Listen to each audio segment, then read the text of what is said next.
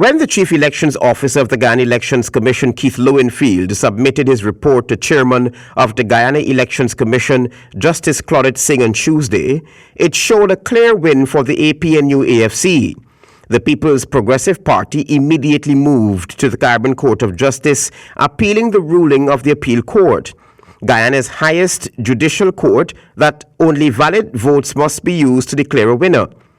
When the CCJ sat on Thursday, Justice Saunders declined a request by Change Guyana political parties attorney-at-law Kashir Khan and Barrett Jack Deo and Irfan Ali's lead counsel, Senior Counsel Douglas Mendez, for the Chief Elections Officer to be instructed to withdraw his report. Now, Attorney General and Minister of Legal Affairs Basil Williams, in an overview of the case management hearing, wants Guyanese to know that the final report submitted by Lowenfield stands. The status quo remains whatever it is because, as I said, they didn't get the court to say that the CEO acted wrongfully or whatever. The court said if he's acted already, they can't undo it. Two judges said that, Justice Sanderson and the Chief Justice himself. But the status quo has to remain in terms of any movement forward from that act of the CEO.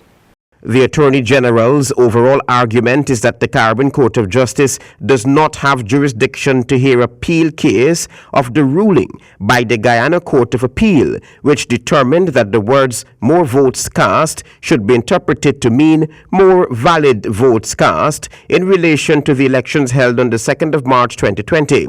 He is hopeful that the CCJ will on Wednesday decline jurisdiction in accordance with the Constitution. We are equipped with the law, we understand the history, and we will go and participate with a hope and with a view that we be successful, that the court should decline jurisdiction in the matter. But the court did, our courts do that too. To save time, the court would accept, well, okay, you're taking a point in limine that it doesn't have jurisdiction. But to save time, they say, well, let's hear all the other matters just in case. Mr. Williams posited that Article 177 of Guyana's Constitution excludes all other courts, including the Regional Court, which is Guyana's final appellate recourse under the revised Treaty of Chaguaramas. And if they had wanted to remove the jurisdiction, remove that provision that the decision is final and you couldn't appeal to the CCJ, they could have done it then in 2000. And then they also amended the Constitution and added to Article 123.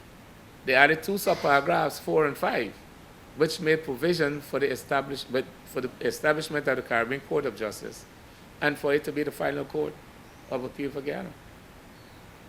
So they didn't amend it then again. You follow what I'm saying? So it's not like Article 177 wasn't addressed twice. In 2000 and in 2001. Travis Chase, HGP Nightly News.